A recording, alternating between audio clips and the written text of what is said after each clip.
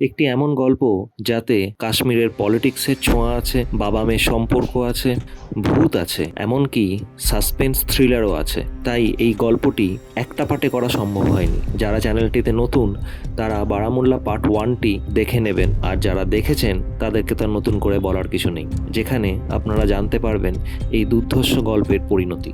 নুরির বাবা সান্ত্বনা দিয়ে বলে সে যেভাবেই হোক নুরিকে খুঁজে বার করবেই। তার মধ্যে নুরির মোবাইল কোনোভাবেই পুলিশ খুঁজে পাচ্ছে না। এমন সময় তাদের বাড়ির চাকর ইশারার মাধ্যমে বলে সে নুরিকে একটি ছেলের সাথে দেখেছে। পুলিশ তার স্কেচ বানানোর চেষ্টা করে। স্কুলের টিচার কোনো ডকুমেন্ট দিতে থানায় এসেছিল।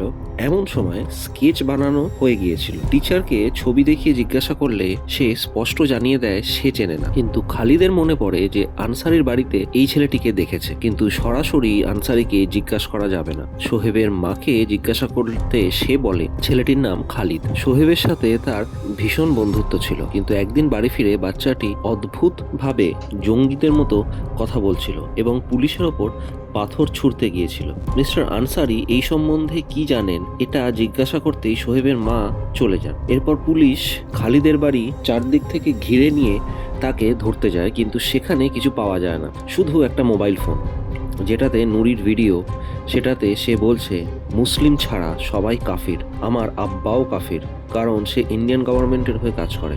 অন্যদিকে বাড়িতে নুরির মা নুরির মোবাইলে ফোন করে যাচ্ছে যদি কোনোভাবে যোগাযোগ করা সম্ভব হয়। এমন সময় বাড়ির ভেতর থেকে অদ্ভুত গানের আওয়াজ শুনতে পায়। ভেতরে এসে দেখে একটা ছায়া সিঁড়িতে বসে এবং তাদের ঘরের দিকে এসে সেটা গায়েব হয়ে যায়। তার আলমারির পেছন থেকে নুরির মোবাইলের শব্দ পাওয়া যাচ্ছে। সে সমস্ত কিছু সরিয়ে দেখে আলমারির পেছনে একটা ঠাকুরের মন্দির। এমন সময় রিদওয়ান বাড়িতে এসে নুরির জিনিসপত্র খুঁজে দেখে যদি কিছু পাওয়া যায়। সেই সময় নুরির মা বাড়ির ঘটনা সম্বন্ধে বলতে গেলে তাদের মধ্যে ঝগড়া হয় এবং তার মা বলে তোমার জন্য আমার মেয়ের মধ্যে এই পরিবর্তন হয়েছে। আবার আমরা দেখতে পাই নুরি ও তার বাবার মধ্যে কেন সম্পর্ক খারাপ ছিল। ফ্ল্যাশব্যাকে দেখানো হয় যে কিছু বছর আগে কিছু বাচ্চা মেয়েকে জঙ্গিরা তুলে নিয়ে গেছিল। সেখানে অপারেশনের জন্য রিদওয়ান গিয়েছিল। সেখানে একটি নির্দোষ ছেলেকে ভুলবশত রিদওয়ান গুলি করে দেয় এবং নুরি সেটা দেখে ভাবে যে ইচ্ছাকৃতভাবে এই কাজটি করা হয়েছে।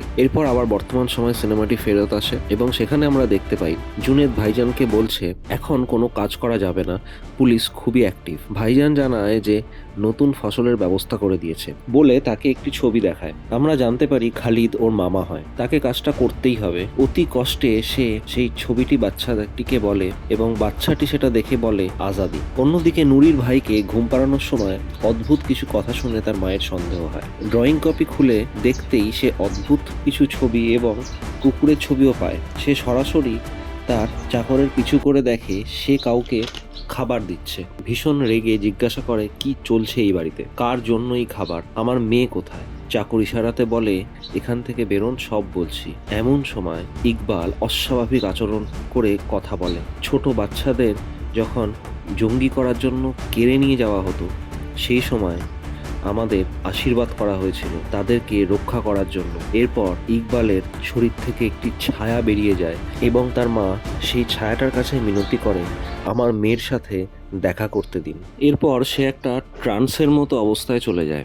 সেখানে সে যে বাচ্চাগুলো নিরুদ্দেশ হয়েছে তাদের সবাইকে দেখতে পায় এবং সেখানে নুরিকেও দেখতে পায়। জ্ঞান ফিরলে সে দেখে সে মেঝেতে পড়ে আছে। এরপর আমরা দেখতে পাই পুলিশের কাছে খবর এসেছে খালিদ বর্ডার ক্রস করতে গিয়ে ধরা পড়েছে। তাকে নিয়ে এসে পুলিশ খুব পেটাচ্ছে এবং ভাইজানকে তারা কিভাবে এবং কেন এই কাজগুলো করে পুলিশ সেটা জিজ্ঞাসা করছে। এমন সময় নুরির মা থানাতে এসে তার স্বপ্নের কথা রিদওয়ানকে বোঝানোর চেষ্টা করে। খালিদ পুলিশকে জানায় তারা ছোট বাচ্চাদের নিয়ে পাকিস্তানে পাঠায় ট্রেনিং এর জন্য। তাদের ট্রেনিং শেষ হলে তারা কাশ্মীরকে রক্ষা করবে ইন্ডিয়ানসদের থেকে। নুরি এবং বাকি দুটো বাচ্চা সম্বন্ধে সে কিছু জানে না। তাদের পাচার করার আগেই তাদের কিডন্যাপিং হয়ে গেছে। পুলিশকে বিশ্বাস করানোর জন্য সে বলে তাদের খ্যাতি আজ আছে, জুনেদ নিয়ে যাচ্ছে। রিদওয়ান সেই বাচ্চাটিকে বাঁচাতে যায়। অতি কষ্টে সে বাঁচিয়েও নেয়, কিন্তু তার চোখের সামনে একটি গাছের মধ্যে নিরুদ্দেশ হয়ে যায় এবং তার চুলের কাটা অংশ সেখানে পাওয়া যায়। এদিকে জুনেদকে ভাইজান বলে আন্ডারগ্রাউন্ড হয়ে যেতে। রিদওয়ান বাড়ি চলে আসে এবং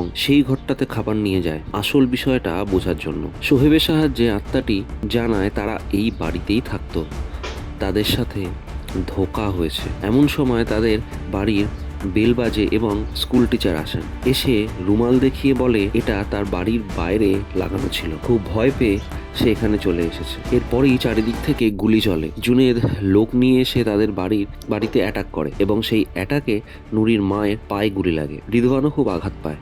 এই সময় আগে যারা এখানে থাকতো তাদের মারা যাওয়ার ঘটনা চোখের সামনে দেখতে পায়। সঙ্গীরা তাদের পুরো পরিবারকে শেষ করে ফেলেছিল সেই মর্মান্তিক দৃশ্য। একইভাবে জুনেদ রিদওয়ানের পরিবারকে শেষ করার চেষ্টা করছিল, কিন্তু সেই পরিবারের আত্মা তাদেরকে বাঁচতে সাহায্য করে। সব কিছুর মধ্যে চাকরটি মারা যায় এবং সব শেষে আমরা জানতে পারি ভাইজান আসলে ছিল স্কুল টিচারটাই এত দিন ধরে সমস্ত বিষয়টা কম্পিউটারের মাধ্যমে কন্ট্রোল করছিল।